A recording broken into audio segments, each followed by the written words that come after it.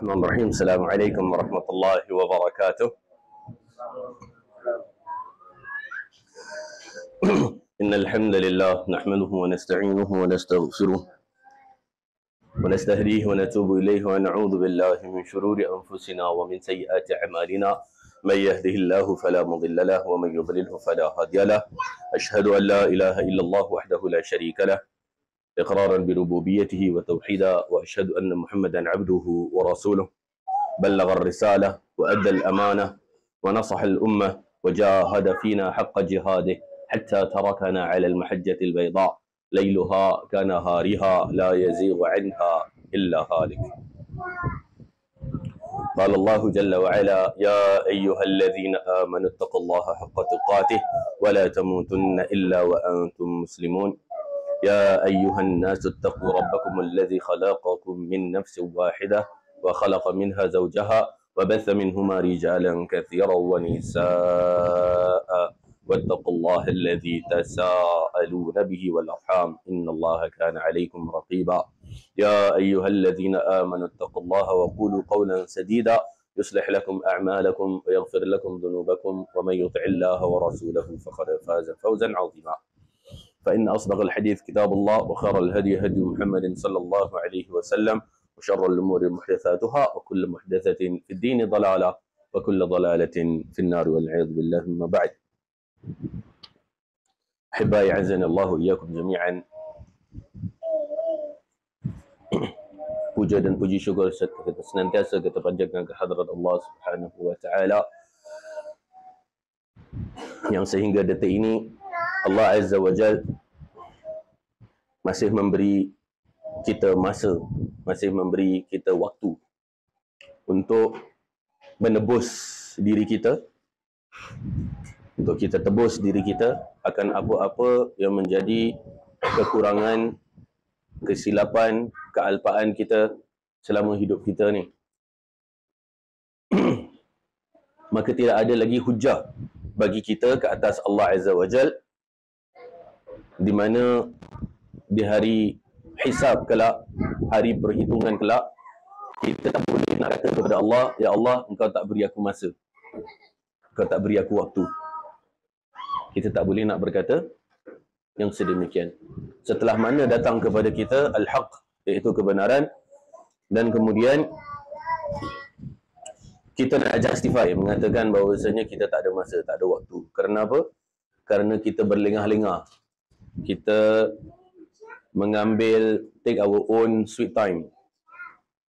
Walhal mereka yang dijemput oleh Allah Azza wa Jal sebelum kita, mereka akan menasihati kita jikalau mereka mampu untuk dapat menasihati kita. Jangan kita berlengah-lengah. Jangan sampai kita terjerumus dalam apa yang dinamakan dengan al-istidraj yang kita pernah bahas sebelum ini, iaitu di mana seseorang yang mengatakan bahawasanya aku tak solat, aku tak puasa, aku tak zakat, aku tak beramal soleh, aku buat maksiat, aku buat dosa, aku buat apa semua, tapi hidup aku masih senang, hidup aku masih bagus, ada rezeki, ada rumah, ada kenderaan, ada kerjaya dan sebagainya. Aku tak nampak pun dari segi hukuman atau akibah daripada perbuatan aku. Hidup berfoya-foya dan sebagainya. Kemudian merasakan bahawasanya sepertinya tiada bentuk hukuman apa pun. Jangan kita lupa bahawasanya akibah atau repercussions atau consequences daripada perbuatan kita datang dalam bermacam rupa. Ada yang directly memang kita boleh nampak, berupa musibah, ujian, cubaan dan sebagainya. Ada juga yang dinamakan dengan al-istidraj. Nah, dan al-istidraj adalah dihanyutkan dia, bergelumang dalam dosa dia, hinggalah pada akhirnya nanti akan disiksa dengan siksa yang lebih parah, iaitu diakhirkan azabnya. diakhirkan konsekuensinya. Dibiarkan untuk terus lebih hanyut, dibiarkan untuk terus drown. Walhal itu sebenarnya adalah perkara yang tak baik. Jadi macam mana kita nak tahu kita ni hidup okey ke tak okey? Rezeki yang kita ada ni berkat ke tak berkat? Rezeki yang kita dapat ni berkat ke tak berkat? Kita just, dia punya guideline senang je. Kalau dengan rezeki yang kita ada, ia tambah mendekatkan diri kita kepada Allah, maka itu rezeki yang berkat, blessed. Amin ya Rabb. Tapi kalau dengan rezeki yang ada, namun kita tambah jauh daripada Allah Azza wa Jal, maka na'udzubillah, kita takut kalau itu adalah istidraj. Dan kalau kita takut kalau wealth tersebut, harta tersebut bukan blessed, tetapi cursed. It's actually a curse. Instead of blessings, tapi cursed. Fana'udzubillahi min dalik. Senantiasa kita terus cek diri kita, kenapa nak bangkitkan isu ni, kerana tentunya hari ini kita kehilangan lagi seorang ulama, mufti of KSA, mufti of the Kingdom of Saudi Arabia, Ali Sheikh, sahib sama ma'ana li Ali Sheikh, inna lillahi wa inna ilaihi raji'un. Allahumma ighfir lahu warhamhu wa'afihi wa'fu anhu وأكرم نزله ووسع مدخله واغسله بالماء والثلج والبرد ونقه من الخطايا كما ينقى الثوب الأبيض من الدنس وأبدله دارا خيرا من داره وأهلا خيرا من أهله وزوجا خيرا من زوجه وأدخله الجنة وأعيذه من عذاب القبر وعذاب النار. Semoga keluarganya dikurniakan dengan ketabahan, dan tentunya umat ini dilanda dengan kesedihan dengan hilangnya permata dari permata-permata yang menyinari kehidupan kita ni. Dan ini adalah tanda dari tanda-tanda kiamat, di mana Allah Azza wa Jal telah menjelaskan kepada Nabi Muhammad sallallahu alaihi wasallam, yang Nabi sallallahu alaihi wasallam kemudian menyampaikan kepada umatnya bahawasanya sesungguhnya Allah tidak mengambil ilmu dengan diambilnya daripada the chest of the man, min sudurir rijal. Bukan diambil ilmu tu hilang daripada dada begitu sahaja, tapi ilmu diangkat hilang dengan cara meninggalnya para ulama. Sedikit demi sedikit ulama hilang, itulah ilmu hilang. Hatta idza lam yabqa alim ittakhadha an-nasu ru'usan juhala fa aftaw bighairi ilmin fadallu wa adallu. Sehinggalah idza lam yabqa alim, kata Nabi sallallahu alaihi wasallam, jikalau tidak tak tersisakan mana-mana lagi alim, mana-mana lagi scholars, mana-mana lagi ulama, ulama sirna sedikit demi sedikit hilang. Hatta idza lam yabqa alim, sampailah bila mana alim dah tak ada, ittakhadhan nasu ru'usan juhala, manusia mula mengambil para jahil. Ittakhadhan nasu ru'usan juhala, mula mengambil para jahil di dalam memberi pencerahan agama. Mereka yang kemudian memberi penerangan tentang agama dan sebagainya. Fa'aftau bighairi ilmin, maka mereka berfatwa tanpa ilmu. Fadallu wa adallu, maka mereka sesat dan menyesatkan.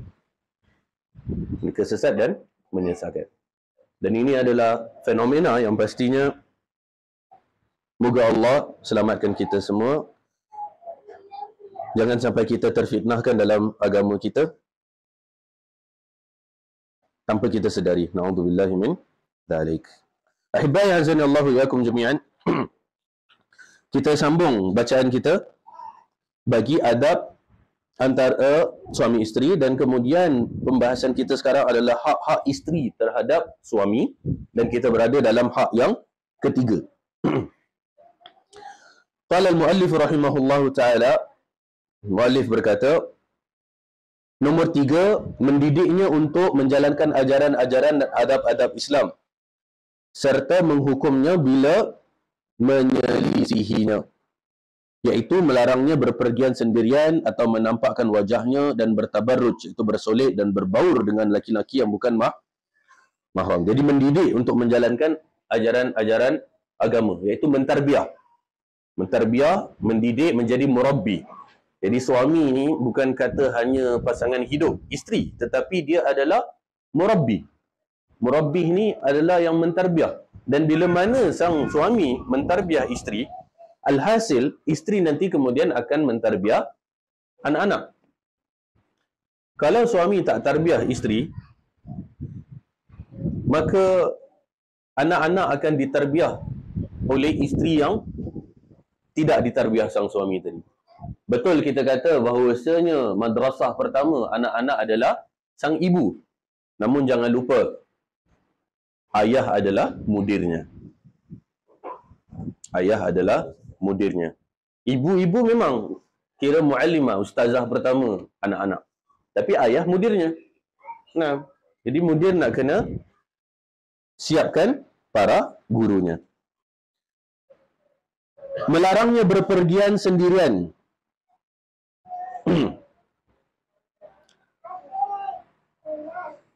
Iaitu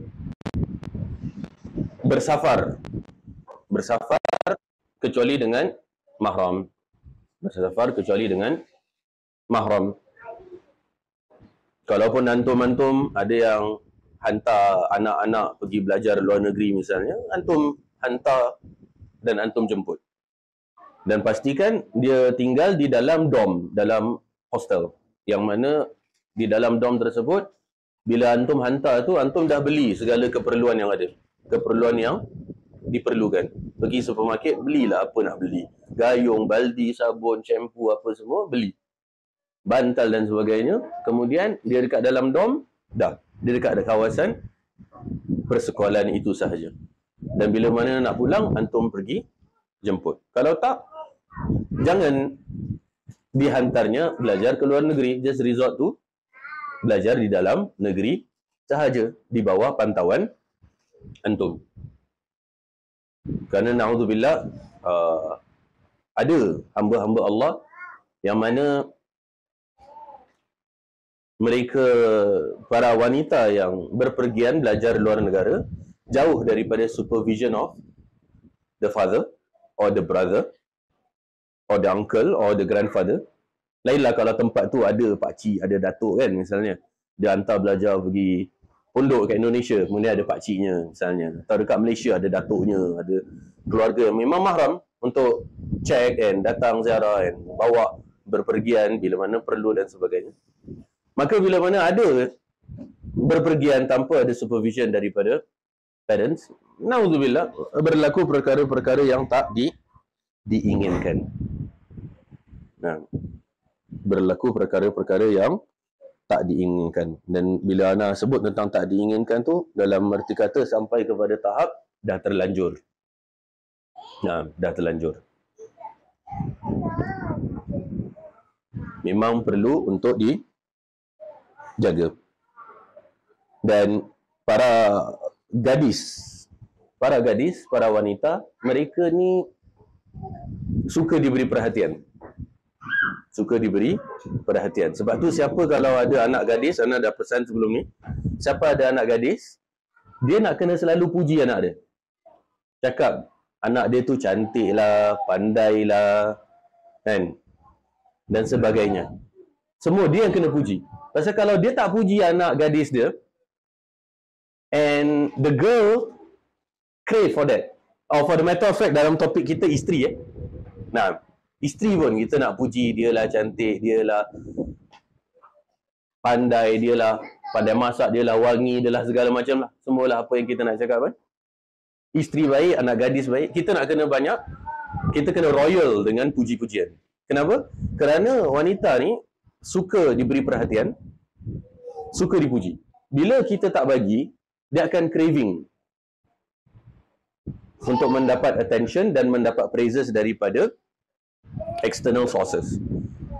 Maka anak-anak gadis tu, bila mana ada mana-mana serigala di luar sana yang cakap anak kita cantik lah, itulah, ni lah, di situlah mula dia akan termakan nanti. mula hanyut. Kerana dia tidak mendapatkan apa yang menjadi keperluan dia ketika mana dia di dalam rumah sendiri. Baik anak gadis, baik sang isteri. Kan? Suami mungkin kat rumah endah tak endah. Isteri pula berkerjaya di luar. Kemudian ada klik dengan lunch sama-sama lah, dengan siap bungkuskan lah. You dah makan belum? I ada belikan ni. Wah, caring katanya. Kan? Caring. Wah, hari ni baju cantik lah. Wah, suami kat rumah tak cakap pun baju cantik. Tapi klik dekat tempat kerja cakap baju cantik. Apa sajalah bentuknya. Nah, apa saja bentuk, maka perlu untuk dijaga. Dan dalam masalah berpergian, pastinya ini adalah untuk keselamatan. Ini adalah untuk keselamatan wanita tersebut. Jangan kata di luar negara. Kita pernah beri contoh, sekiranya dia di dalam Singapore itself, kemudian balik terlambat. Okay, of course kalau anak-anak curfew is by maghrib. By maghrib dah kat rumah. Kecuali kita as a family, sama-sama. Kan, keluar ke apa, okey lah, lain. Tapi as anak-anak, curfew kat rumah by maghrib. Now, sekiranya ada yang pulang lewat, entah 10, 11, 12, 1 dan sebagainya. Kemudian lagi mana dia berjalan di bawah blok, kan? Kita tinggal di HDB apartments, dekat bawah kolong tu jalan, sorang-sorang. Kemudian dia nak naik lift. Kemudian bila dia naik lift, tiba-tiba ada lelaki, stranger masuk. Dan lelaki tu pun masuk diri belakang dia. Nah, dia nak naik tingkat 10, lelaki tu kat belakang.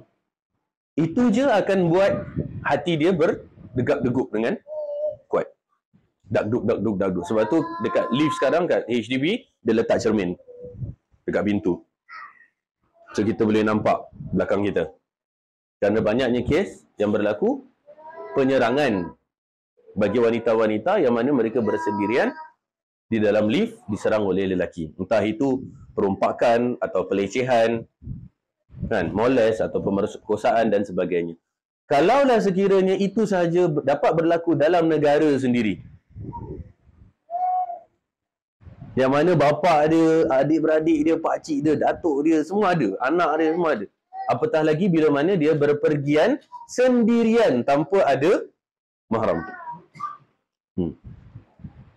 Kerana memang lelaki tu adalah qawwam 'alan nisa. Mereka protect.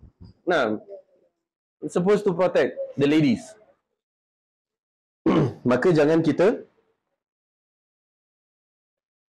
sampai be complacent dalam perkara ini. Kita do our very best due diligence dalam perkara ini. Nah, even anak-anak pun tahu, si kakak kalau dia nak keluar dengan kawan-kawan, macam ada nak pergi Gardens by the Bay lah, contohnya dengan kawan-kawan sekolah, entah itu ada rehla atau ada apa, maka dia kena bawa the brothers. Nah, choose one or bring all. Nah, nanti mereka sama-sama ikut kakak, temankan.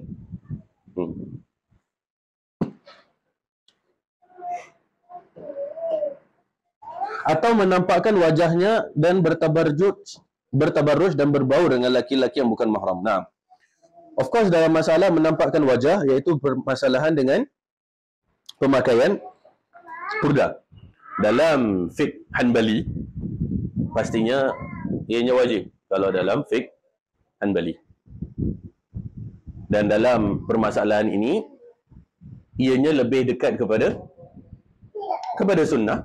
Nah,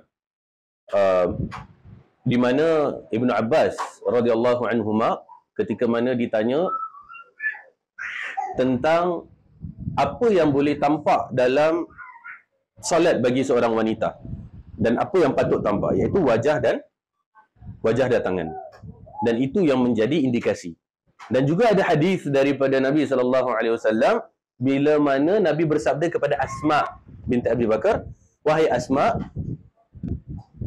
jikalau gadis telah sampai kepada al-haid," Nabi pesan pada Asma, bila mana gadis telah melalui proses menstruational cycle, maka tidak layak untuk tampak daripadanya kecuali hadza wa hadza.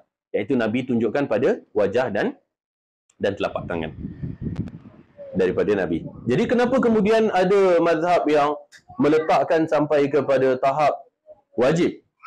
Okay, if not sunnah, itu adalah dari sisi sadduz zara'i. Sadduz zara'i.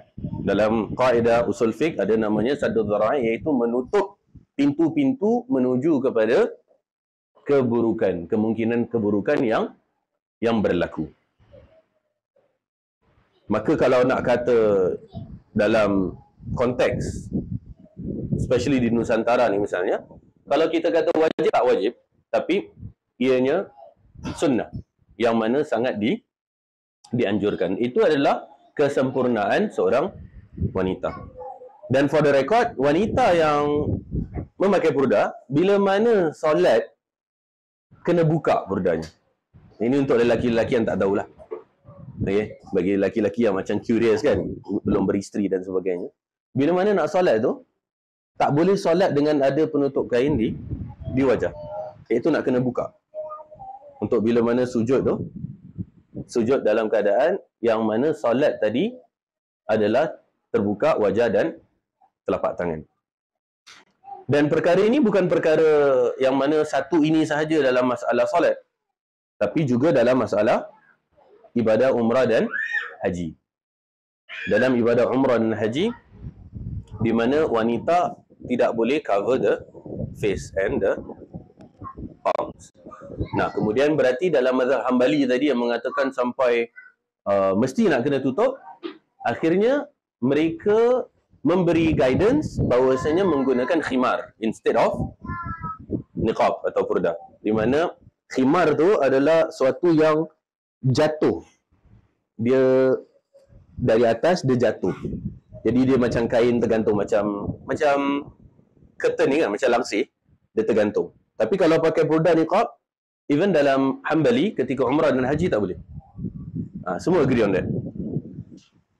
Dan bahkan sebaiknya wanita tu membuka wajahnya kecuali bila mana ada orang asing, ada non-mahram yang di situ, baru kemudian dia tutup khimar tu. Tapi the moment orang asing tadi dah berlalu, dia buka balik. Even dalam amalan Hambali tadi yang mengatakan purda wajib. Nah, jadi ini dari sisi sadduz zara'i, di mana ia dapat menjaga lebih. Nah, dapat menjaga lebih.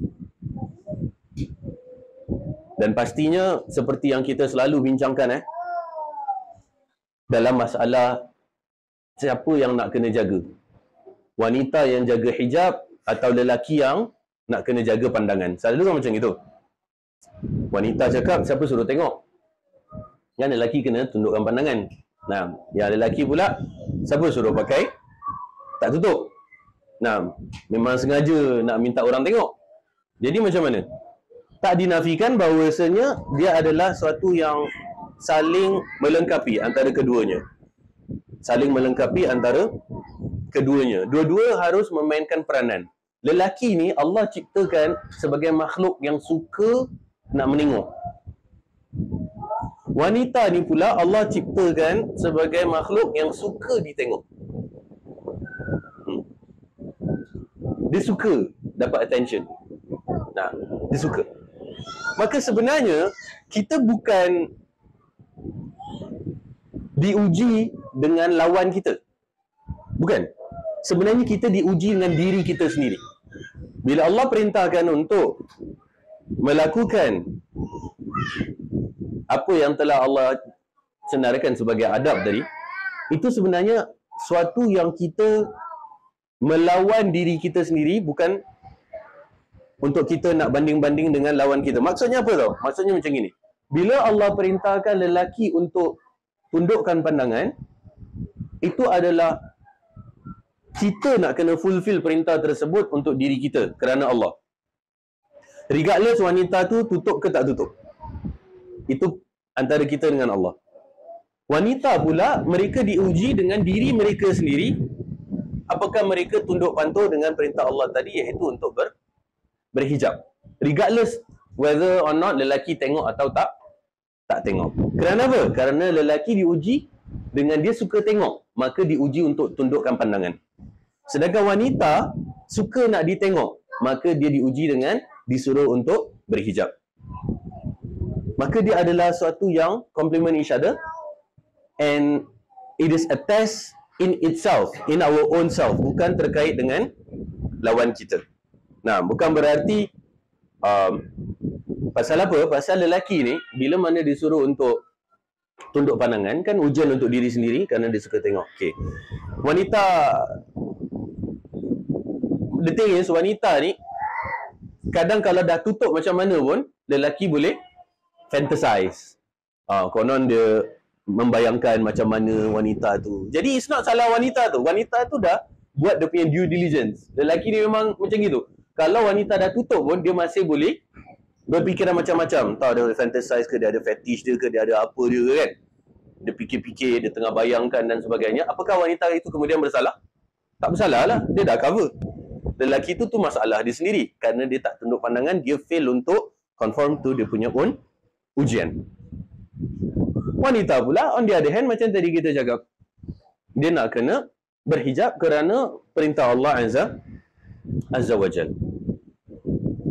Atas perintah Allah Azza wa Jal. Kerana wanita sifatnya suka nak ditengok, suka mendapat attention, suka nak menunjukkan, suka nak memamerkan. Dia suka nak menunjuk.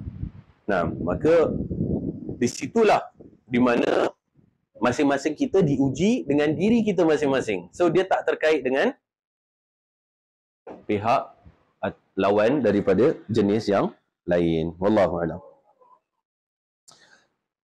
Tidak bertabarruj, bersolek dan berbau dengan lelaki-lelaki yang bukan mahram. Berbarruj, tabarruj, wala tabarruj tabarrujal jahiliyatil ula. Nah, daripada zaman jahiliah, memang wanita zaman jahiliah mereka suka untuk nak menampakkan kepala dan dada mereka. Mereka suka nak tampakkan dada dan mereka suka untuk nak memakai gelang tangan dan gelang kaki yang mana sengaja kemudian dibunyi-bunyikan untuk mendapat perhatian. Nah, kecing dia suka untuk nak dapat perhatian. Di samping itu hendaknya memberikan kemudian dan berbau dengan lelaki-lelaki yang bukan mahram. Di sini especially dalam masalah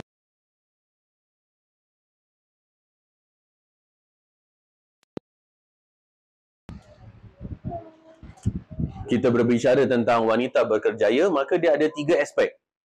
Ada satu sisi yang akan mengatakan boleh secara mutlak. Sisi yang kedua mengatakan tak boleh secara mutlak.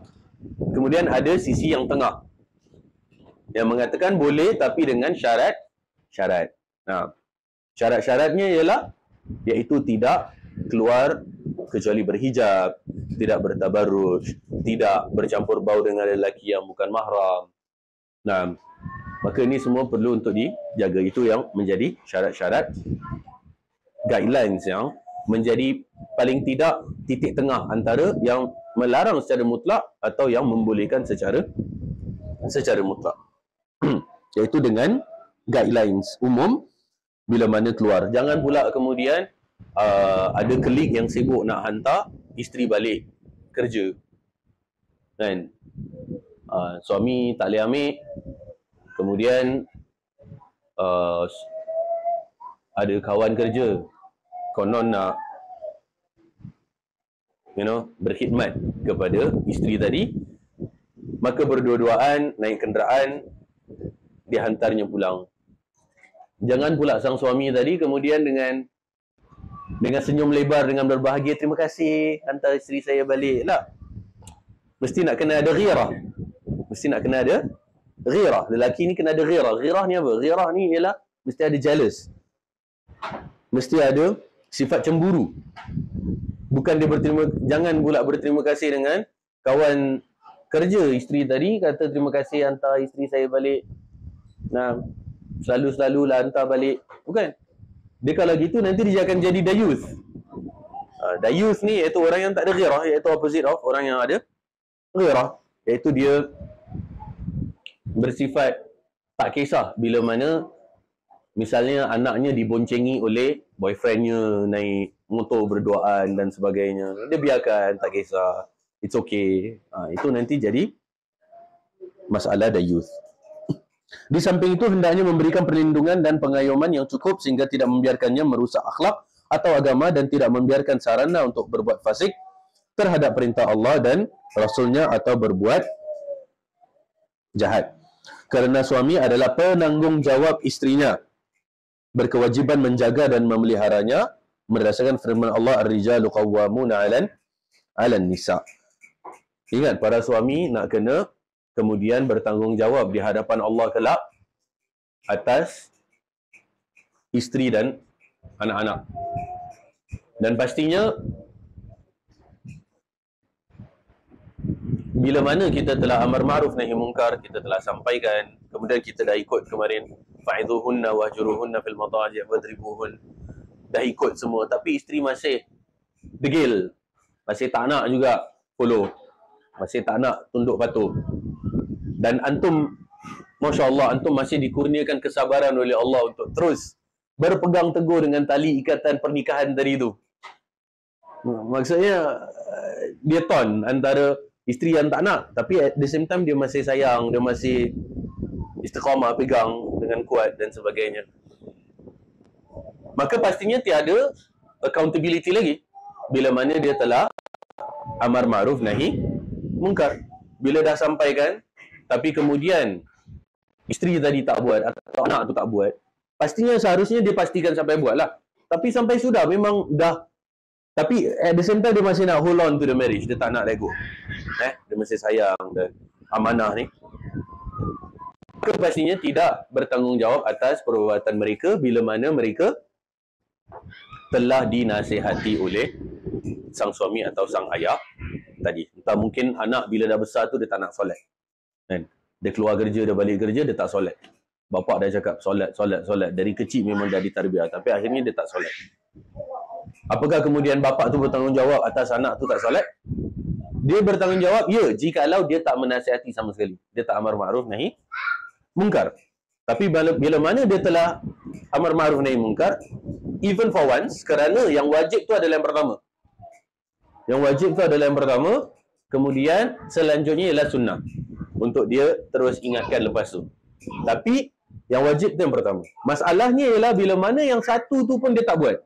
Yang satu yang pertama kali tu pun dia tak pernah nasihatkan. Tak pernah cakap boleh tak boleh, halal haram dan sebagainya. Maka di situ dia kena menanggung. Nah, tapi kalau dia dah sampaikan, orang yang tak dengar cakap, dan ini berlaku untuk keluarga kita semua lah. Pakcik, makcik, sepupu, sepapat, saudara mara, kawan dan sebagainya. Yang penting kita dah cakap. Kerana ramai orang yang menjadi cabaran mereka ialah nak cakap the first one pun susah. Takutlah, malulah, seganlah, nanti orang tak sukalah dan sebagainya. Of course dalam menyampaikan kena bil hikmah. Tapi yang penting at least sekali tu nak kena cakap. Suka tak suka kena cakap. Qulil haqqa walau kana murra, kata Nabi. Katakan kebenaran walaupun ianya pahit. Dan sabda Rasulullah sallallahu alaihi wasallam, "War-rajul ra'in fi ahlihi wa huwa mas'ulun 'an ra'iyatihi." Laki-laki adalah pemimpin pada keluarga dan akan dimintai pertanggungjawaban terhadap keluarga yang dipimpinnya. Yang keempat, bersikap adil terhadap para isteri jika memang dimadu. Alamak, dia terkeluar topik tentang poligami pula. Nak kena off mikrofon tak? Oh, kena kuatkan suara. Ada yang suggest suruh kuatkan volume. Anda ingat nak off volume biar yang di bilik sana tak dengar. Takut dia cabut wire. Nah. Ini masuk dalam bab poligami Nah. Anda kesian yang bujang-bujang kat sini. Jangan kata poligami, yang satu pun belum settle lagi. Nah, nak masuk bab poligami pula.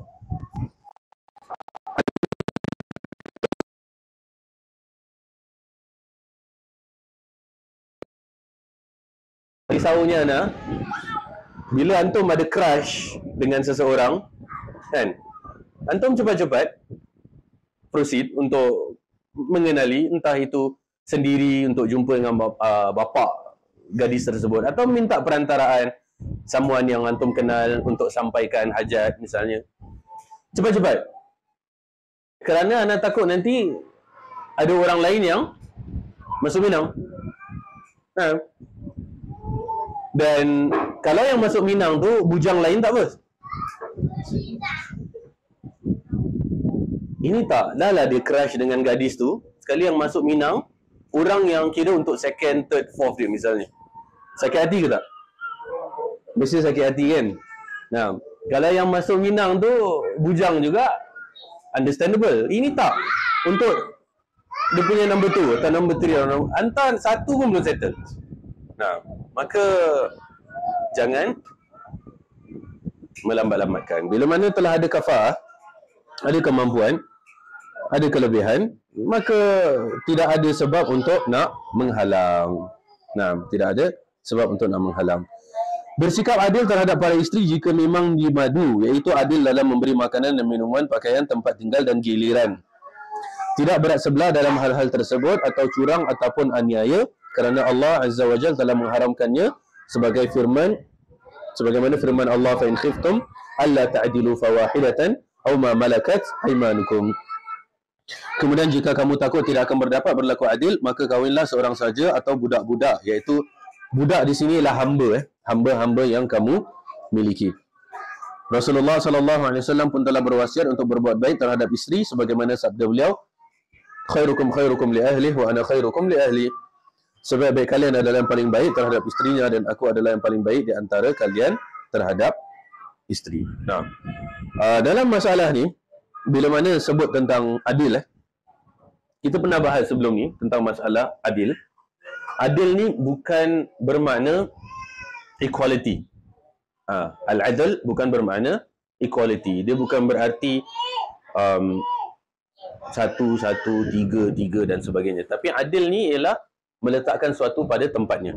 Maka kita, kalau anda lihat dalam masalah poligami atau dalam bahasa Arab dia panggil ta'addud. Of course, ni bukan based on experience atau apalah, tapi based on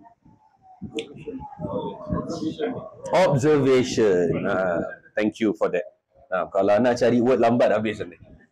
Okay, bukan experience tapi observation. So, apa yang anda dapat lihat, ada perkara yang sunnah, ada perkara wajib dan ada yang perkara sunnah. Perkara wajib ialah basic necessities.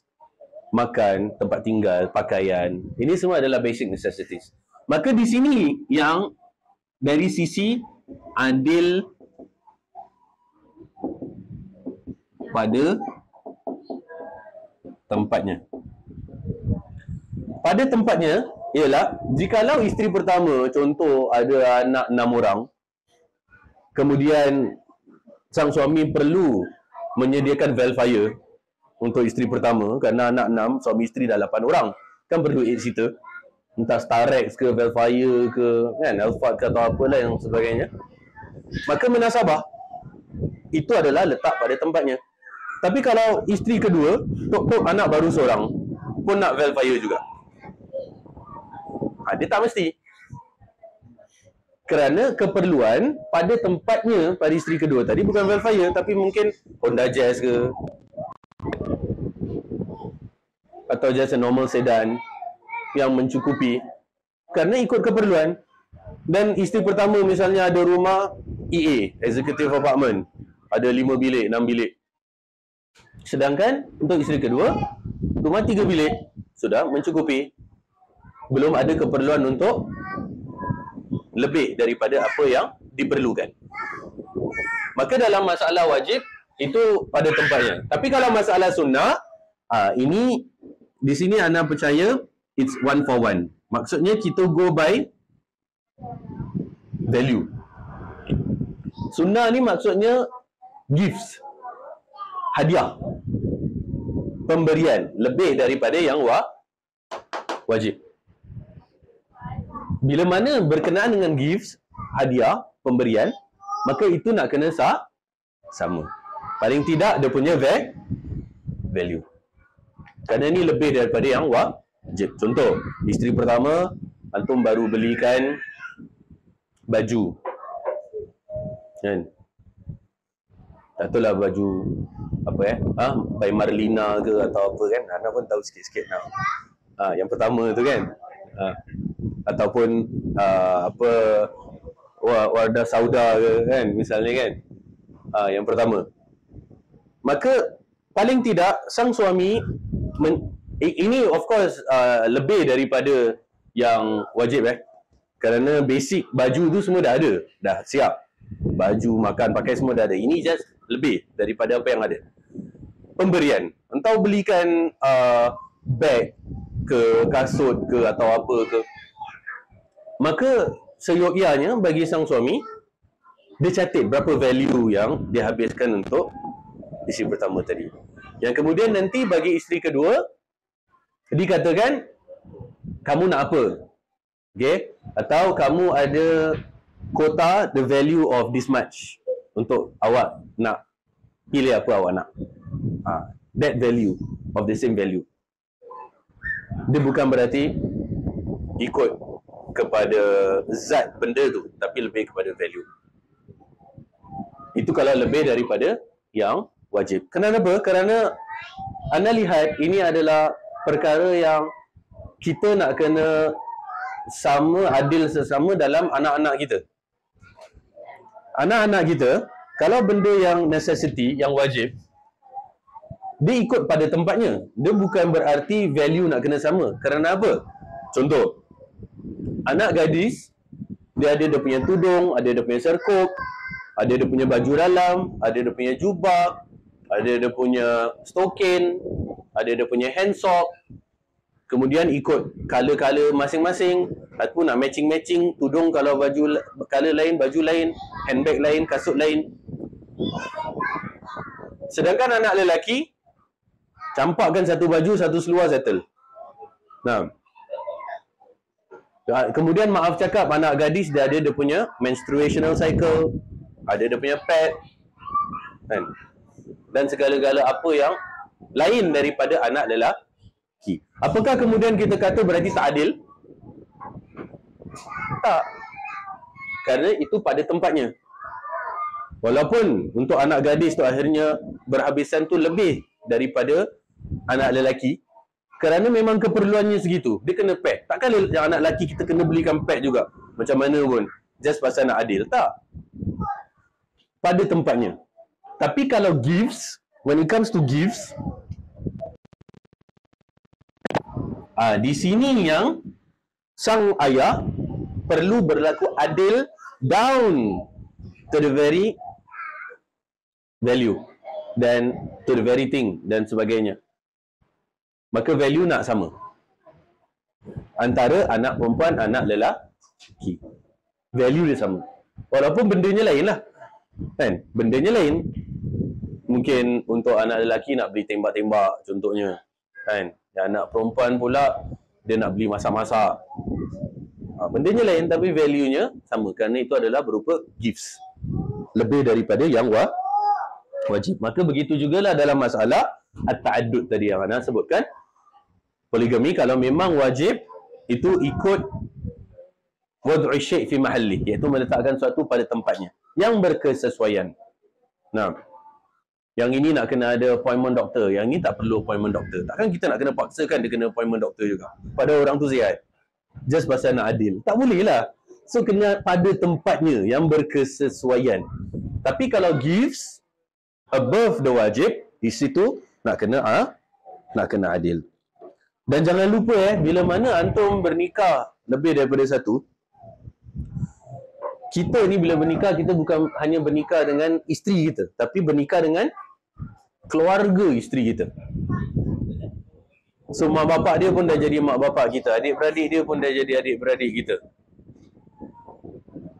Antum rasa antum boleh handle 4 bapak mertua, 4 mak mertua? Cari yang anak yatim. Nah, ada je yang nanti kat dalam tu tak tahu siapa yang jawab tu. Tak apa, kita diam je. Jangan kita bagi tahu. Nah.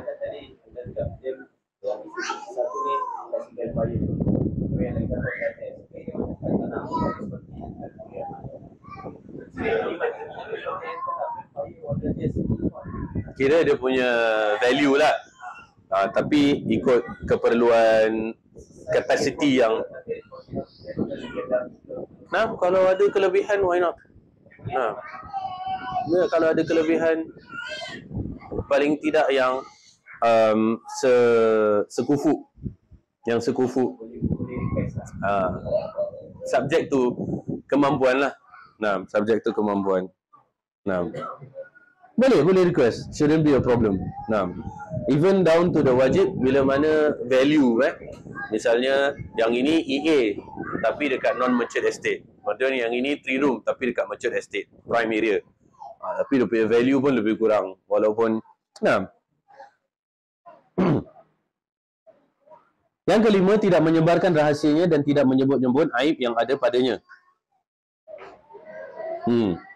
Tidak sebarkan rahasia dan tidak menyebut-nyebut aib padanya, kerana suami adalah kepercayaannya.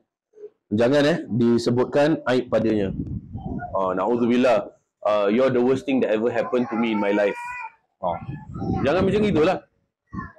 Dah dinikahi, dah dihalalkan, dah dibuat macam-macam dengan isteri tu. Kemudian nak cakap suka-suka, you're the worst thing that ever happened in my life lah, my worst decision lah dan sebagainya. Kan? Padahal wanita tu dia dah gauli dan sebagainya. Kemudian nak cakap macam-macam pula. Jangan. Na'udzubillah. Na'udzubillah. Kita dah cakap kemarin, jikalau dia tak suka suatu perkara, maka pastinya ada perkara lain yang dia suka. Dan maaf cakap untuk para suami especially yang bujang ni belum relevan lah. Kita nampak isteri kita kurang baik di mata kita, dan kemudian kita mula bandingkan dengan isteri orang lain. Kenapa isteri orang lain bila keluar tu macam gitu, macam gini, kan? Isteri kita kat rumah macam mana dan sebagainya. Awak jangan lupa, isteri orang lain dia dekat rumah pun sama macam yang isteri awak tu juga. Bukan kata dia kat luar tu dia bidadari, kat rumah dia bidadari, dia kat luar dia macam gitu. Samalah. Bila dia dekat rumah macam isteri awak tu juga. Nah, jadi jangan be deceived bila mana keluar dan kemudian diperlihatkan, diumbarkan dengan fitnah, dengan kecantikan dan sebagainya, dan kemudian dia nak banding-bandingkan dengan isterinya yang di rumah. Alhamdulillah.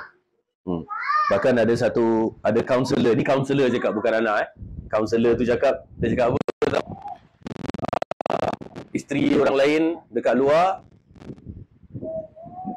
cantik berseri. Kaunselor tu cakap, bukan anak cakap.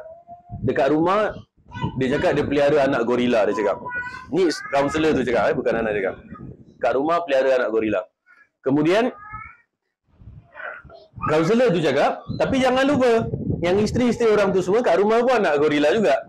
Nah, itu jangan dia terlepas pandang.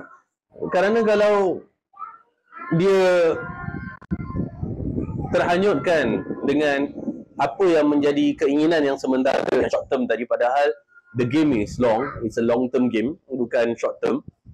Akhirnya dia memiliki apa-apa ikatan dengan wanita-wanita yang di luar daripada isterinya, maka akhirnya wanita tu akhirnya akan sama dengan isterinya juga. End up akan sama juga. Tak ada beza. Nah, maka jangan kita terfitnahkan dengan perkara ini. Kalau kerana suami adalah kepercayaan yang dituntut untuk menjaga dan melindungi. Hal ini berdasarkan sabda Nabi sallallahu alaihi wasallam, "Inna min asyarrin nasi 'indallahi manzilatan yaumal qiyamah ar-rajul yufdi ila imra'ati wa tufdi ilayhi thumma yanshuru sirraha." Sebenarnya seburuk-buruk kedudukan manusia di sisi Allah pada hari kiamat ialah laki-laki yang menggauli isterinya dan isterinya pun menggaulinya, lalu suaminya menyebarkan rahsianya. Ini yang kita cakap kemarin, tak perlu nak bercerita dengan orang lain apakah dia itu dipuaskan ke atau tak dipuaskan ke dan sebagainya, tak perlu cerita. Apa perkara yang berlaku behind closed doors, let it be behind closed doors. Tak perlu nak dicerita. Kerana na'udzubillah bila diceritakan bahawasanya nafsunya dipuaskan, maka ada individu-individu daripada lelaki yang di situ yang kemudian mungkin dia ada masalah rumah tangga dengan isteri dia, dia tahu daripada kawan dia yang isteri kawan dia ni baik kan. Jadi dia pun mula nak kacau-kacau. Atau begitu juga sebaliknya, sang isteri yang menceritakan tentang suaminya kepada orang atau wanita-wanita lain, yang mana wanita-wanita lain kemudian mengetahui bahawasanya sang suami tadi kepada wanita tadi adalah orang yang bagus, orang yang dapat perform dan sebagainya, maka kemudian wanita tadi mengganggu ketenteraman rumah tangga wanita yang pertama tadi. Maka perkara-perkara yang berlaku dalam bedroom dibiarkan dalam bedroom sahaja, tidak disebarluaskan. Kerana yang suka nak bercerita tentang bergaul kemudian cerita kat orang lain ni syaitan. Okay? Syaitan yang dia akan bangga untuk cerita kepada syaitan yang lain tentang apa yang berlaku di antara mereka. Kedua, hak-hak suami terhadap isteri. Hak-hak suami terhadap isteri. Sekarang ni kita cakap pasal hak suami pula. Tadi tu semua hak isteri. Apakah hak suami? Isteri berkewajiban terhadap suaminya itu dengan melaksanakan kewajiban dan adab-adab berikut. Yang pertama, mentaatinya dalam hal-hal selain kemaksiatan terhadap Allah. Fa in ata'nakum fala tabghu 'alaihinna sabila. Kemudian jika mereka mentaatimu, maka janganlah kamu mencari-cari jalan untuk menyusahkannya. Jadi ini adalah merupakan suatu KPI yang sangat tinggi bagi isteri terhadap suami. Yang pertama iaitu taat. Ini KPI yang paling tinggi, Key Performance Indicator. Kerana dalam masalah taat ni, di bawahnya akan berlaku banyak sekali hukum hakam yang lain.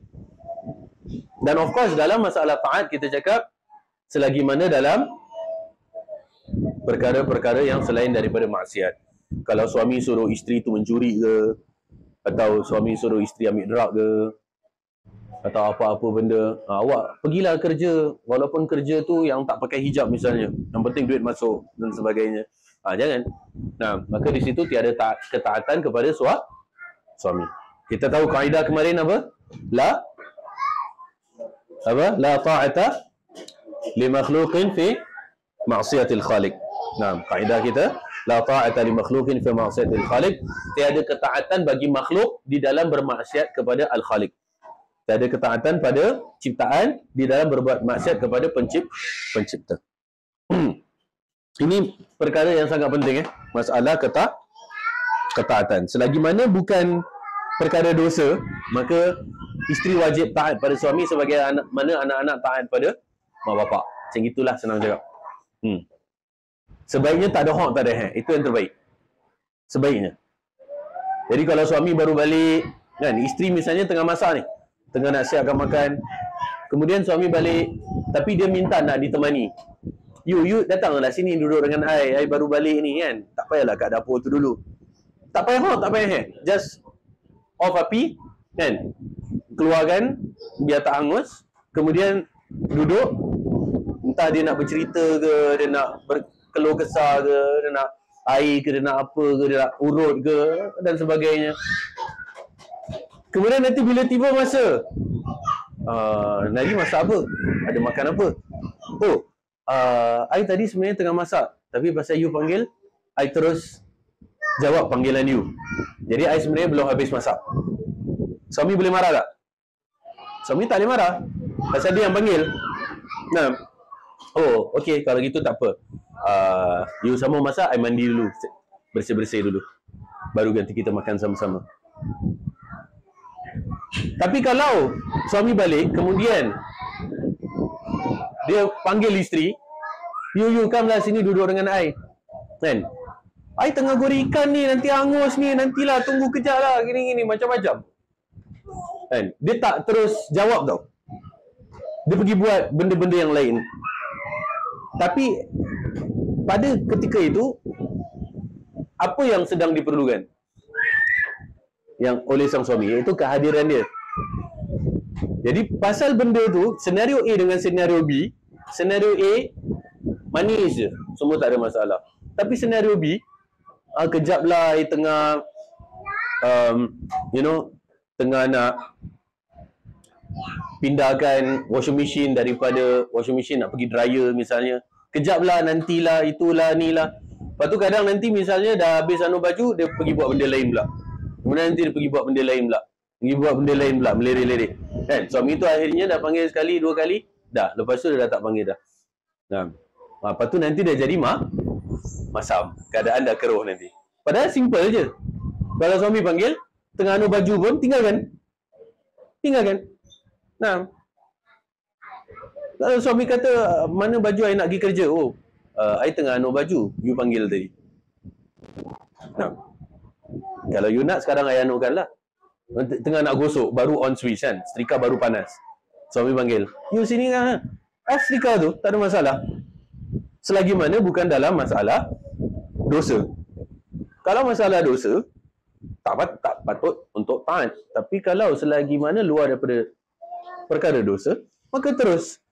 Nah, terus. Dia macam bapak-bapak dengan anak-anak pun. Anak-anak ni, bila panggil contohnya kan, panggil anak, bapak-bapak expect apa? Anak tu terus dah datang, betul tak? Bukannya dia dah cakap ji ke, ya ke apa ke, kemudian budak tu masih tak datang, contohnya. So, bila bapak-bapak panggil anak, kemudian anak tak datang, bapak rasa apa? Dia rasa challenged. Budak ni tak nak dia, tak nak datang, tak nak patuh dan sebagainya. Of course, bila mana sang isteri tadi dalam keadaan yang memang mendesak, yang tak boleh tidak, maka pastinya khabarkan kepada suami lah dia tengah buat apa, yang mana memang tengah keadaan yang mendesak. Contoh, yang sini yang kan, I nak tunjuk ni, I dapat email daripada kerja ni, dia nak tunjuk ni, dia betul punya bersemangat ni, dapat email nak cakap pasal apa lah tentang pekerjaan. Kemudian isteri tu tangan dia memang tengah dengan bawang ke, dengan sambal ke, yang mana bahaya kalau pergi kat suami kang sambal terkena mata dan sebagainya. Maka okey yang je, I cuci tangan dulu, ni tangan ada sambal. Dia kena cakap, jangan, dia tahu ada sambal tapi dia tak explain, dia just cuci tau. Kemudian nanti by the time dia sampai, suami like dah tunggu lama. I panggil dah punya lama tak datang-datang. Oh, tadi tengah cuci tangan. Baru nak cakap tadi tengah cuci tangan. By then dah lambat. Sebenarnya kalau dari awal dia explain, kejap-kejap cuci tangan ni ada sambal, itu lebih baik daripada ditanya kenapa. Jadi sebagaimana kita dengan mak bapak kita, begitu juga sebaliknya. Nah, dalam perkara rumah tangga, sebaiknya terus taat kepada suami. Itu yang menjadi ujian. Dan hidup ni kalau tak ada ujian, bukan hidup. Sebagaimana anak lelaki diuji dengan apa? Mak dia. Isteri diuji dengan suaminya. Jadi bila kita faham, isteri tu kadang bila diminta gitu, minta gini, mungkin dalam hati dia macam, alamak, you know, dia tengah nak relax ke, tengah nak buat benda lain ke, nak apa ke. Tapi akhirnya dia overcome dirinya kerana itu adalah ujiannya, itu adalah test dia. Macam mak awak suruh gitu, mak awak suruh gini, awak pun macam, alah, mak ni tadi tak nak cakap kan. Tadi masa orang belum balik lagi, tak nak pesan, pergi kedai kat bawah, beli tu beli ni, dah balik, dah apa semua, baru nak suruh, nak minta beli. Dari tadi kan boleh. Dia nak buat tapi dia membebel, contohnya kan. Tapi walhal, bila mana disuruh, sebaiknya terus buat. Tak ada hak, tak ada hat. Nah, itu dia. Anak-anak diuji dengan mak, sedangkan wanita diuji dengan suaminya. Nah, suami yang ujian bagi dia, isteri dia, tapi dia tak pasti. Siapa yang snap? Dia macam ada yang snap. Nampak sikit dia snap, nampak sikit dia snap. Nampak siapa dia? Untuk suami.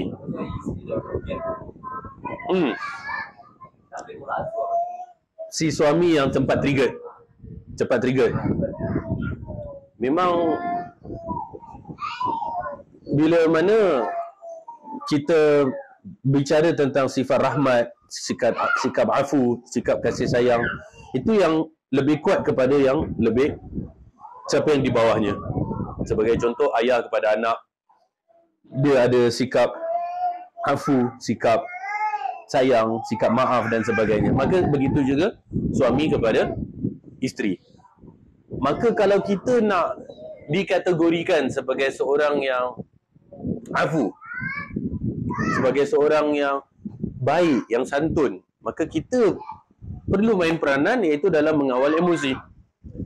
Kita mengawal emosi, itu bukan berarti kita bila cakap tentang masalah taat ni semua, bukan berarti give the husband all the rights untuk suka hati, treat and abuse the wife. Tak. Suami nak kena kawal emosi.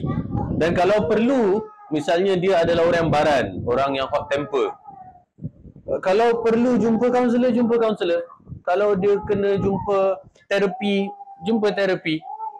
Nah, untuk self heal, untuk self therapy. Dan salah satu terapi paling baik apa?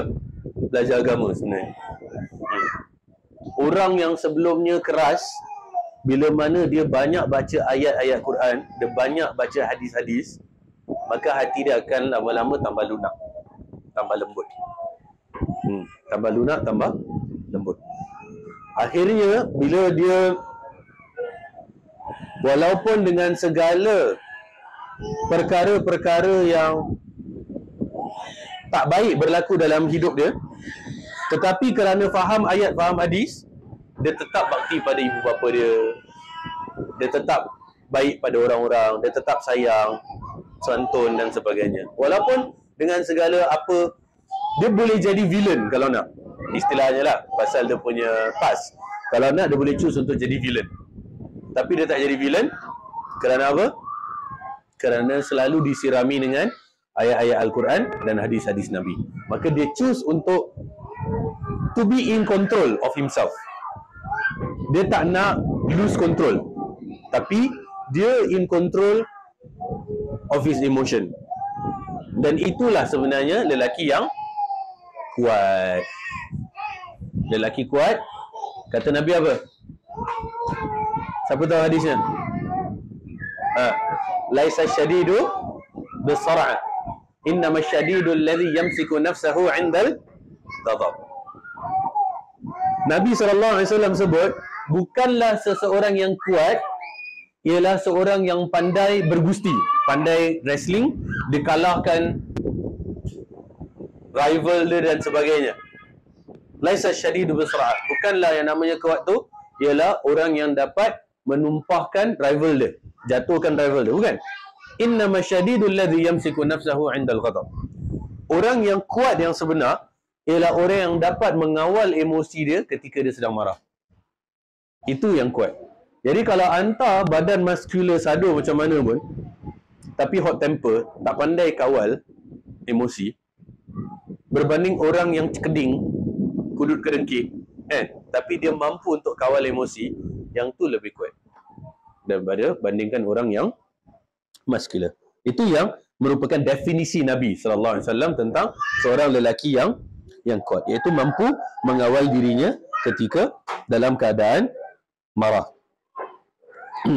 Kemudian Nabi SAW juga bersabda, "Idza da'a ar-rajulu imra'atahu ila firashih falam ta'tihi fabata ghadbana 'alayha la'anatha al-mala'ikatu hatta tusbih." Jika seorang lelaki mengajak isterinya ke tempat tidur, lalu si isteri tidak memenuhinya, kemudian lelaki itu kesal terhadapnya, maka wanita itu dilaknat oleh malaikat hingga pagi. Ini hadis biasa antum dengar, kan? Biasa dengar hadis ni? Biasa dengar. Apa yang menjadi guideline dalam hadis ni? Kerana kita tak nak salah faham hadis ni. Kita tak nak salah faham hadis ni. Ini perkara yang mana maaf cakap lah, kalau feminis baca hadis ni kan, dia terus pangkal habis. Tu kalau yang feminis yang tak baca syarah hadis yang sebenar. Jadi dalam masalah tentang laknat hingga pagi ni, laknat hingga pagi. Dilaknat oleh malaikat. Tentunya ada dia punya exceptions. Ada dia punya pengecualian. Dan pengecualian-pengecualian ni yang perlu untuk kita spread the awareness. Untuk kita sama-sama memahami hadis ni. Sekiranya, sebagai contoh, sakit. Kan? Maka dikecualikan. Dikecualikan. Taklah wanita itu kemudian dilaknat kerana dia sedang sakit. Dan bila dia misalnya kata digauli oleh suaminya, maka akan memudaratkannya lebih parah lagi. Maka di sini tidak apply hadis tersebut. Nah, ini ada dia punya istithna. Nah, kemudian contoh lain. Apa? Okey. Kalau ni pula dia ada dia punya details. Haid. Betul, bila mana haid terhalang daripada melayan suami. Tapi ulama kata ia tidak menghalang daripada memberikan suami untuk menikmati bahagian tubuhnya yang lain. Okay. So other than sexual intercourse itself. Jadi selain sexual intercourse, iaitu ilajul zakar fil faraj, iaitu masuknya private part of the guy into a girl dalam masalah haid, itu je yang tak boleh. Tapi selain daripada itu, bila mana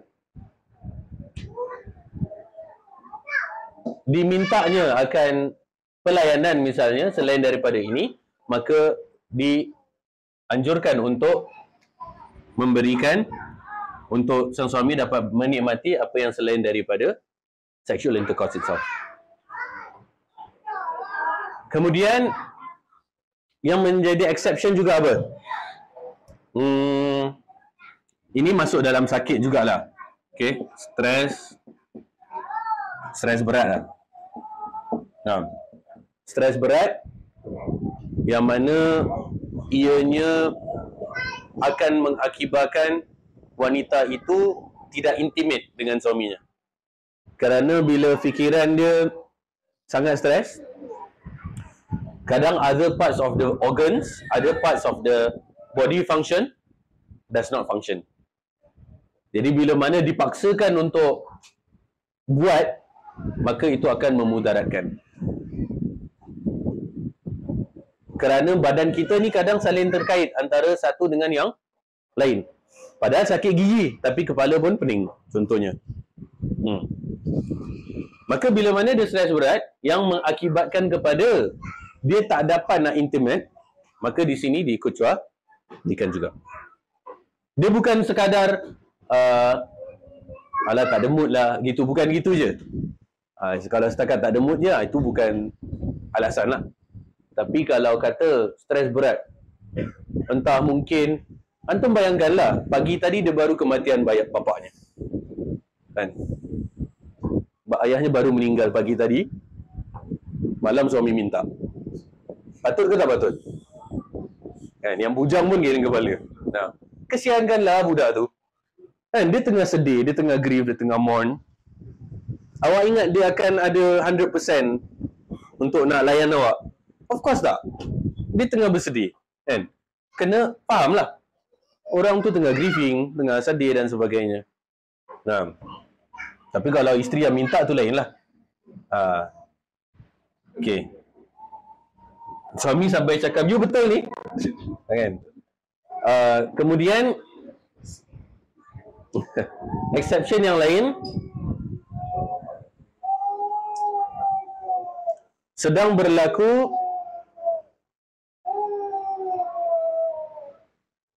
iaitu ini pengecualian pengecualian juga ialah bila mana suami yang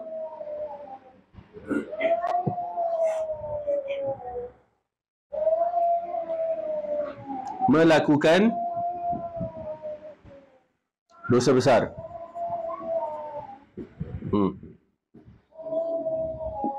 Suami yang melakukan dosa besar, dia tak nak solat, tak nak puasa, tak nak zakat, tak nak apa semua, maka di sini berlaku ke atasnya apa tahu? Sebagaimana Nabi SAW telah memerintahkan isteri Ka'ab bin Malik. Ka'ab bin Malik ni adalah seorang sahabat yang sepatutnya pada perang Tabuk dia pergi ikut perang. Tapi dia delay. Dia cakap tak apalah, aku punya kuda bagus, aku pergi besok. Kemudian dia tak berangkat. Tak apalah, lusa. Kemudian dia tak berangkat. Dia tak berangkat sampai kepada tahap dah sudahlah, aku kalau berangkat pun nanti by then orang dah nak balik daripada perang Tabuk contohnya. So at last dia tak berangkat tau. Nabi betul ni marah. Nabi boykot. Allah suruh boykot Ka'ab bin Malik dan juga ada 2 orang sahabat lain, 3 orang. Walhal dekat Madinah tu ada je ramai lain yang tak berangkat. Tapi yang lain ni semua munafikin. So kalau munafikin tu memang sedia maklum, tak payah nak address dorang pun. Dorang kira wujudihim ka'adamihim, dorang ada macam tak ada.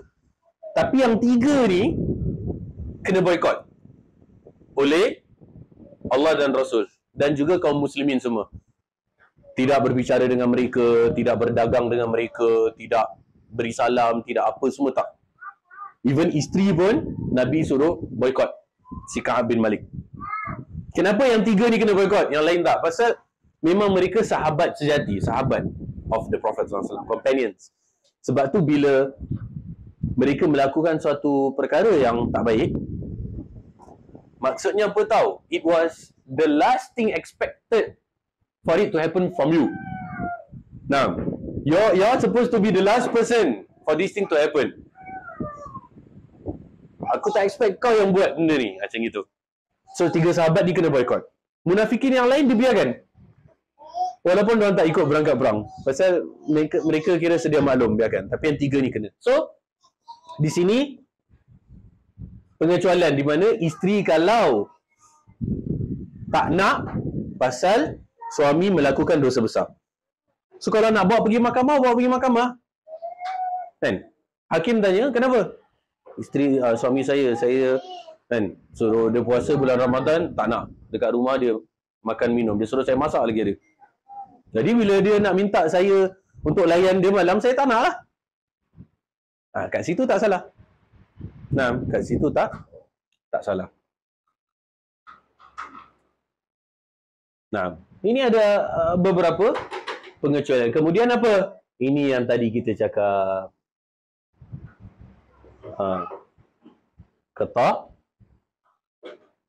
Ketaatan. Nah.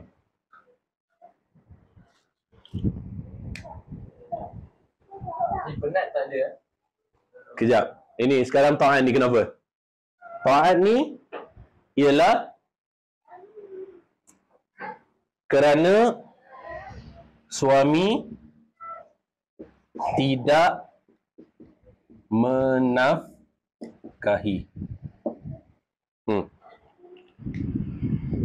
So dia sebenarnya these two complement each other. Bila suami menafkahi isteri, isteri wajib taat suami. Macam itu. So bila suami tak play his role, maka kalau isteri menolak, maka dia tak termasuk yang dilaknat. Kerana suami tak menafkahi dia. Di sini bertolak belakang antara ini dengan ini. So these are some of the guidelines. Berkenaan dengan penat dia tu penat macam mana? Kalau gitu hari-hari tak dapat. Kalau nak cerita penat lah. Pasal hari-hari semua rutin yang sama lah kan. Suami pun kerja, isteri pun kerja. Dua-dua penat. Suami penat, isteri pun penat. Dua-dua penat. Tapi intimasi pasangan, apa tadi kita cakap? Pasutri. Pasangan suami isteri, pasutri. Itu nak kena jaga. Dari segi keperluan biologi.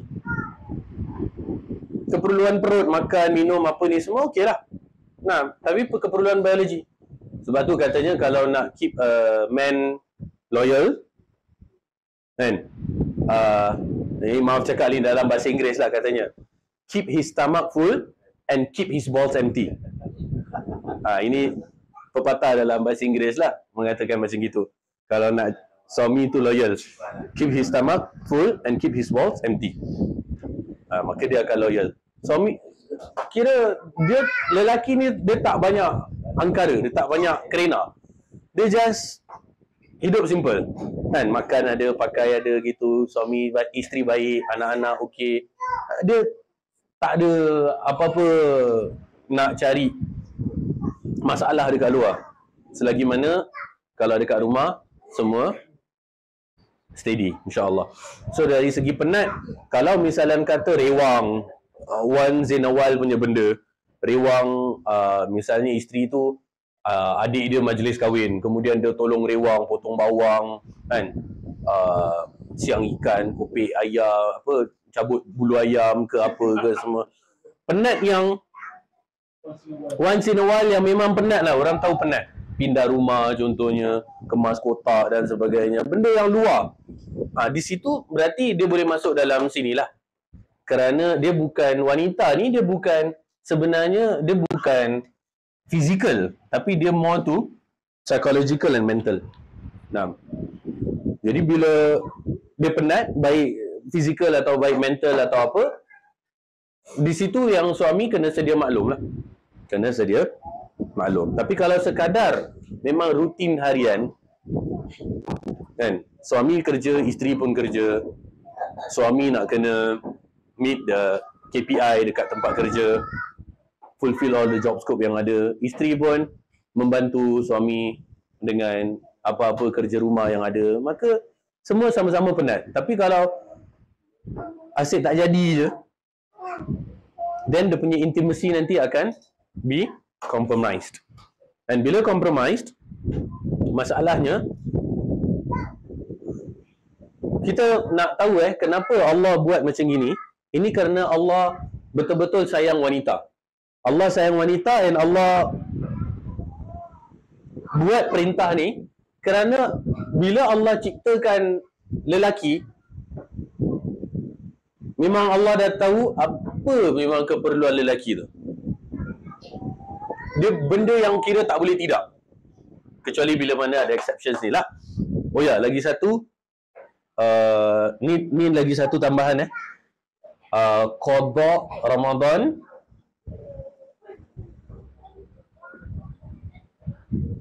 pada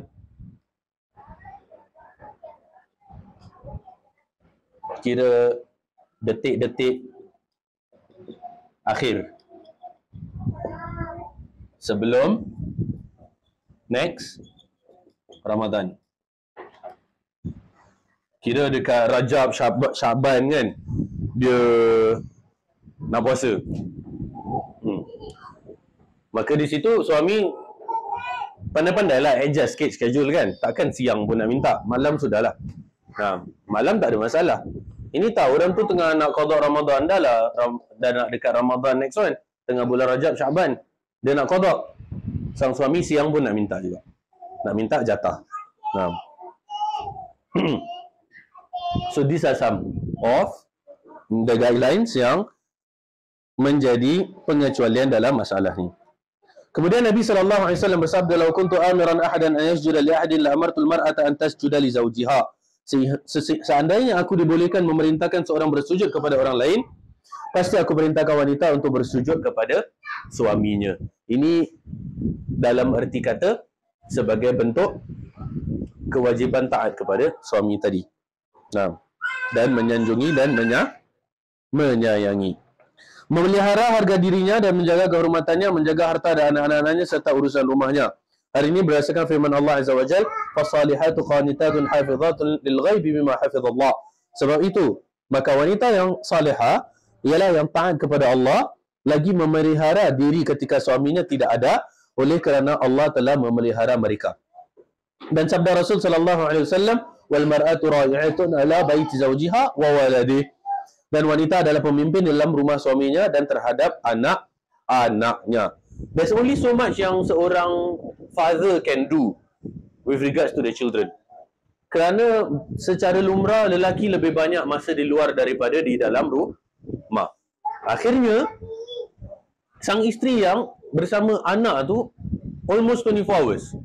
Nah, maka di sini wanita diamanahkan untuk menjaga anak-anak suaminya. Ingat bila yang kita cakap kemarin, hak anak yang pertama adalah apa? Untuk sang ayah mencarikan ibu yang salihah bagi anak tadi. Itu hak pertama anak terhadap bapaknya. Satu titik sperm yang salah tumpah di dalam rahim seorang wanita, yang mana wanita tu adalah wanita yang fasiqah misalnya, yang tak taat pada Allah dan Rasul, maka dan kemudian dari benih tadi terlahirlah anak, maka nak tak nak anak-anak tu kemudian akan memiliki ibu tadi sebagai ibunya sepanjang hayat, forever and ever. Satu titis benih yang salah letak, sperm yang salah menitis di dalam rahim seorang wanita, maka akan menjadi ibu pada anak tu sepanjang hayat anak tersebut. Fahaqqukum alaihinna alla yuti'na furushakum man takrahunna wa la ya'dhanna fi buyutikum liman takrahun. Maka hak kalian terhadap mereka para isteri adalah agar tidak mengizinkan orang yang tidak kalian sukai meniduri tempat tidur kalian, dan tidak mengizinkan orang yang tidak kalian suka masuk ke rumah kalian. Ini secara halus Nabi SAW sebut tentang sang isteri untuk tidak melakukan affair lah, iaitu tidak mengizinkan orang tidur di ranjang suaminya, maksudnya di katil suaminya. Suami pergi kerja, isteri bawa lelaki lain masuk rumah misalnya. Na'udzubillahi min dzalik. Nah, dan bukan berarti luar rumah berarti boleh, tak. Ini adalah secara halus hint daripada Nabi untuk jangan melakukan perkara demikian. Dan bahkan tidak boleh mengizinkan sesiapa pun untuk masuk ke dalam rumah kecuali dengan izin suami. Dan hari ini alhamdulillah kita ada access to gadgets, maka boleh minta izin suami walaupun benda tu tak ada prior appointment contohnya kan. Jadi antum pun, adik-beradik pun, please jaga adab ni. Jaga adab ni. Ana pergi rumah kakak Ana akan minta izin suaminya walaupun dia nak datang adiknya. Nah, Ana cakap, Ana datang, okay, let me inform my husband first, then I get back to you. Ini kakak ni. So bila suami cakap okay, silakan. Unless suami dah bagi green light yang bersifat general. Misalnya dia cakap I tengah kerja, I may not be accessible, so I give you green light. Kalau your parents or your siblings nak datang, even there was no prior appointment or anything, maka silakan. Then tak apa, di situ tak apa. Maka anytime tiba-tiba adik-beradik ada datang just crash, surprise kita nak datang, itu tak ada masalah kalau dah bagi green light, provided mak bapak ada adik-beradik contohnya. Macam kalau Zaujah sendiri berkenaan dengan nak pergi kedai contoh, because every now and then minta izin nak pergi kedai contohnya kan. Nah kadang boleh jadi accessible, boleh jadi tak accessible. So nak cakap kalau memang kedai bawah rumah aja, selagi mana throughout the day before maghrib, kalau memang ada keperluan silakan pergi. Tapi bukan luar daripada kawasan kedai yang bawah rumah lah. Kalau dah pergi tempat lain, di situ yang kemudian perlu minta izin. Jangan sampai sang isteri keluar pergi mana-mana, tiba-tiba orang lain nampak, kemudian orang lain tu inform suami, tengah berbual, tadi Ana nampak hantar punya isteri dekat sini. Ana tak tahu pun dia keluar, kan dah jadi, nanti dah jadi bubur nanti. Dia jadi dalca. So jangan minta izin, bagi tahu apa-apa. sampaikan kalau Zaujah benda yang memang on the way pun padahal. Ana ingat masa tu nak pergi klinik. Ana ada tugasan, jadi Zaujah pergi klinik. Okeylah, bila klinik tu ada library on the way. Sepatutnya benda tu on the way je. Kalau nak masuk keluar orang tak tahu pun. Tapi at last she did not. She texted dulu. Ini on the way nak pergi klinik, baru teringat ada library in between. Boleh tak singgah library? Padahal benda on the way pun. Tapi masih minta tanya. Boleh tak pergi library? Ana cakap boleh, baru pergi library. Maksudnya that is her own due diligence tak? Yang sampaikan benda on the way pun she did not went to it. Tapi kecuali bila mana dah keep Ana in the loop. Maka yang ni alhamdulillah. Alhamdulillah itu yang sebaiknya. Pasal tak nak juga nanti ke depan tiba-tiba ada orang macam tadi kita cakap terserempak dekat library kan? Padahal kita tak tahu menahu pun yang orang tu pergi library dan yang sedemikian yang serupa dengannya. Kemudian yang ketiga dan ini adalah yang terakhir.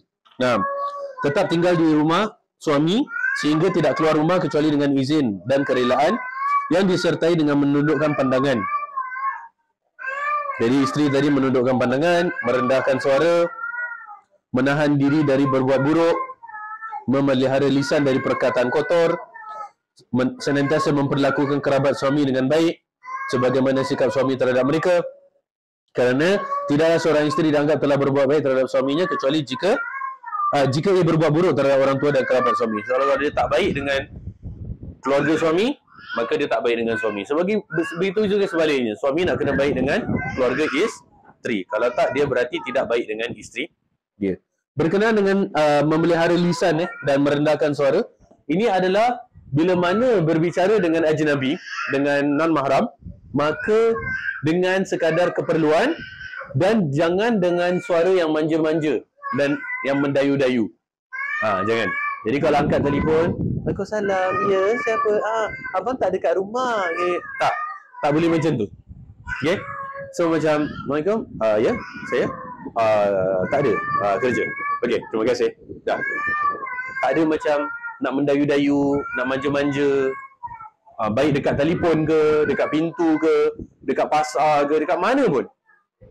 Suara manja, suara mendayu tu cuma untuk suami dan anak-anak dan mak bapak dan adik-beradik, itu tak ada masalah.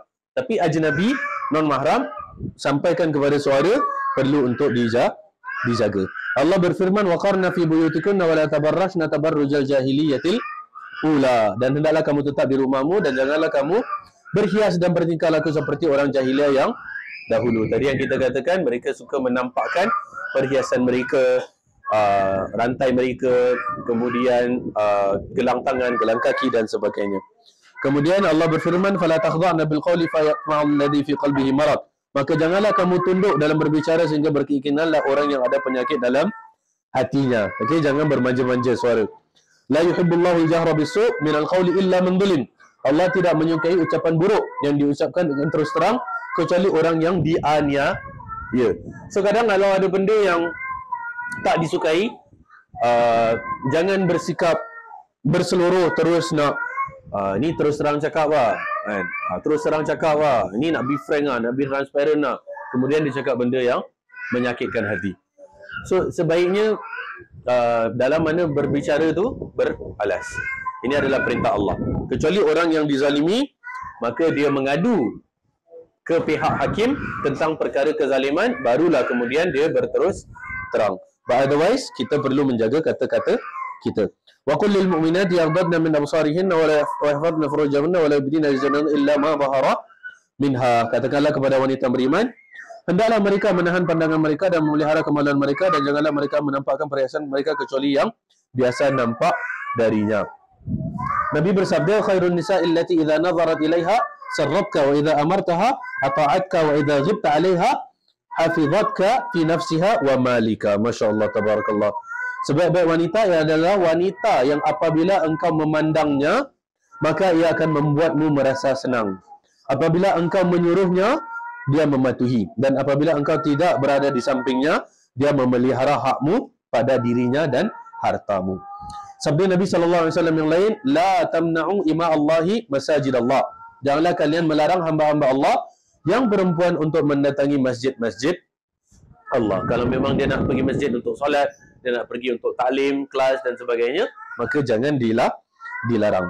Dalam sabda yang lain, wa idza sta'zanatil mar'atu ahadikum fil masjid fala yamna'ha. Jika isteri salah seorang kalian meminta izin untuk pergi ke masjid, maka janganlah dia melarangnya. Dan yang terakhir, i'dzanu lin nisa'i bil laili ila al masajid. Izinkanlah malam even di malam hari. Dan maksud malam ialah maghrib dan isyak. Maksud malam maghrib dan isyak. So di sini sampai kalaupun malam maka tetap dibolehkan, dan lebih baik suami tadi ikut sama bersama bila mana menghadiri majlis-majlis ilmu bersama isteri. Wallahu alam. Okey, janganlah isteri-isteri yang sibuk belajar, sang suami tak belajar, tak ikut menghadiri kelas. Hadza ma aqulu lakum wa sallallahu wasallam ala nabiyyina Muhammad wa ala alihi wa sahbihi wasallam. Subhanakallahumma rabbana wa bihamdika asyhadu an la ilaha illa anta astaghfiruka wa atubu ilaik. Wa akhiru da'wana alhamdulillahi rabbil alamin. Wabillahi taufiq wal hidayah. Wassalamu alaikum warahmatullahi wabarakatuh.